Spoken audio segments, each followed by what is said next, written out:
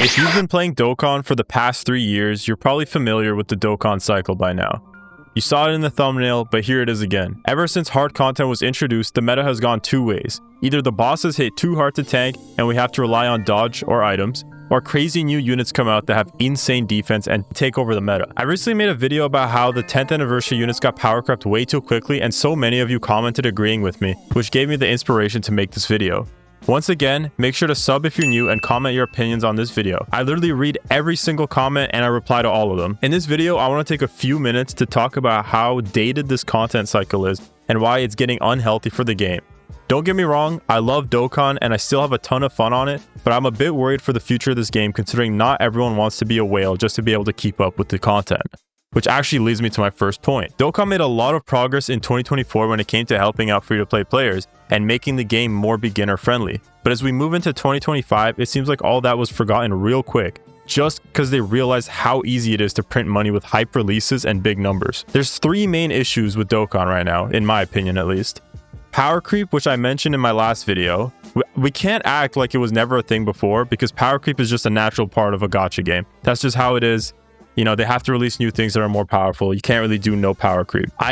I'm not even like completely opposed to power creep being a thing, but the issue comes from how fast power creep is happening in Dokkan right now. I won't go too in depth, but looking at the past, this was the fastest I've ever seen an anniversary unit leave the meta. Either this was poor management and planning or intentional to see how much fans are willing to put up with. The shift from long-form content to quick, difficult fights in a matter of a few months completely kicked the anniversary units from the meta, and the ones that were designed for short fights don't even hold up in the meta. Let's hope it's a lack of foresight because this is how you go down the Legends route, which leads me to my next point actually. Greed. Let's be honest, we're playing a gacha game. The goal is to make money off the fans who love the Dragon Ball IP. The reason Dokkan managed to last 10 years is because it convinced you it was worth your time no matter who you are. But a game like Legends, where money is all you need to hit the highest rank, drives a lot of players away since your fate isn't really in your own hands. I doubt Dokkan will ever hit that level, but looking at the GDC kind of shows you how Dokkan could go down this path in its own way. The anniversary units, which are supposed to be the top most popular units in the game, are already being overshadowed and are basically unusable in the new hardest content. So if you want to do these events, you have to at least have some of the new units. I think this power creep started even before the global download celebration with units like Tao and Tien putting up insane numbers with little prep time. And by little prep time, I just mean like as soon as the fight started, you could have crazy numbers like way in the 20-30 millions. I'm pretty sure Tien was like right away like 30 million and Tao could get up to even like 75 million. Obviously, you can't have random Dokkan Fest and Carnival units outshine units in one of the biggest celebrations of the year, so they pumped up the numbers. And by pumping up the numbers, they made bosses go up in stats, they made their health more, they made them do crazy damage, new mechanics, more toxic mechanics too. I just feel like everything became so much harder right away because the anniversary units were cool. They were kind of like balanced in a way if you think about it. But then you had units like Tao and Tien who were hitting such high numbers, they had to buff up everybody. So the problem is like, yes, bosses became harder, but they became like so marginally harder that the anniversary units couldn't even keep up, especially the carnival ones. Like the Dokkan Fest Vegito and Gogeta, like, you know, it was possible for them to maybe like keep up a little bit and still be usable, especially when they're transformed, they're definitely still completely valid.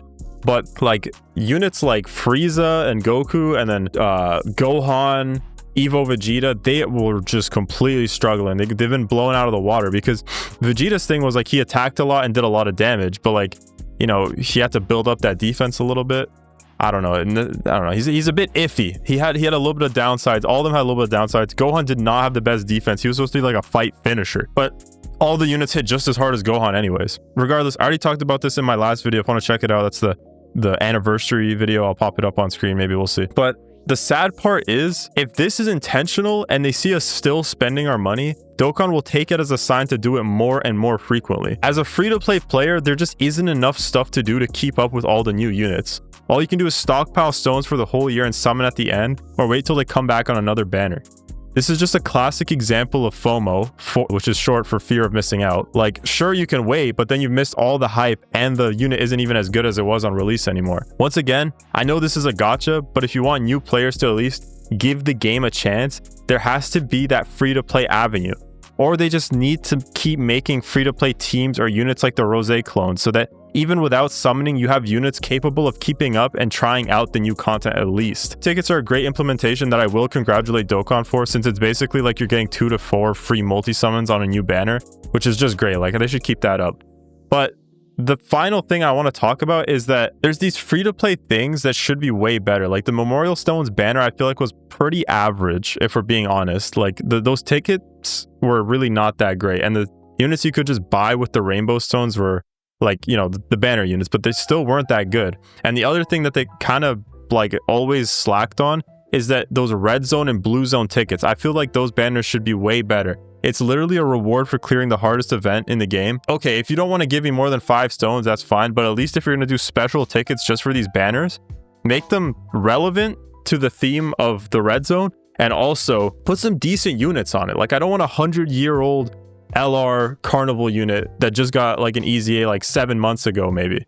I don't know, like those banners kind of suck in my opinion. Anyways, the reason I explained all of this is so I can explain the weakness of the Dokkan cycle, especially in current Dokkan. It always starts with powerful units that get power crept for one reason or another, leading to a dodge meta, which then leads to new units that power creep the whole game. Currently, we're at that last step right now, but the faster they do it, the more we'll get tired of it, and the comments of my last discussion video made that very clear to me. So many of you were frustrated with how quick the meta changed. Normally the meta stays for quite a while and the style of the hardest content in the game doesn't change this fast, but it's like we skipped a step where we struggle and find new solutions to clear hard content by building teams that combo older units and newer units. For example, I think the 8th year of Dokkan was amazing when it came to endgame content, since there was so many different units and teams that could make returns even without an EZA. Like for example, when Earthbred Fighters ended up being the best team to take on Merge Zambasu's Red Zone. Even though it wasn't a team comprised of the newest and best units in the game, sure it had a few, but it also used a wide variety of kits like World Tournament Goku, Bulma, and the revive skill of the 8th anniversary GT Duo. Those were top units at the time, but it wasn't because they all just came out. It was because they all served a purpose and were really good at their job. I was so locked in during that year of Dokkan because the fun of the game came from all the different strategies you could use to win. And even though there was a best team, we had YouTubers like BlueJink who took every single 200% lead in the game to face off against the dismal future Red Zone. In today's economy, that's like a joke. That's like bringing any team to face like Kid Trunks. What are you going to do? He's going to hit you for 15 million and a normal is going to obliterate like most of the older units. So he doesn't have to super you. He could just hit you with a normal and you're going to lose anyways. I just feel like it's changed a bit too much because it wasn't just fun to play the game, it was also fun to watch people create strategies. Like now it kind of just feels like the game is a bit of a slugfest to see if the boss knocks you out or you knock out the boss first. Because like the thing about like these new fights that hit for all these millions of damage is some of them you can debuff them, but some of them it's also like they just want you to do as much damage as possible before the boss can even like return fire. That's why like the Shadow Dragon team was so popular for the Trunks and Goten fight, because it was just like at least Omega is hitting for 75 million on the first turn with his domain up, and then you got all these other insanely hard hitting units on the team. So the goal was just like, can we just obliterate Trunks before he can send an attack back our way? Man, I don't know. I definitely just prefer the old method of strategy that we had before. I feel like the cycle was far more enjoyable when we had time to think about our teams and not just slap all the newest units and ECAs on a team while like the rest of our units just collect dust and can't be used. Anyways, let me know what you guys think. I am aware gacha games are designed to print money, but 2024 gave me so much hope because Dokkan was looking pretty free-to-play friendly, and the 8th year made me fall in love with the game all over again because I just love using strategy to beat these fights. Anyways, thank you all so much for watching this yap session, and bye.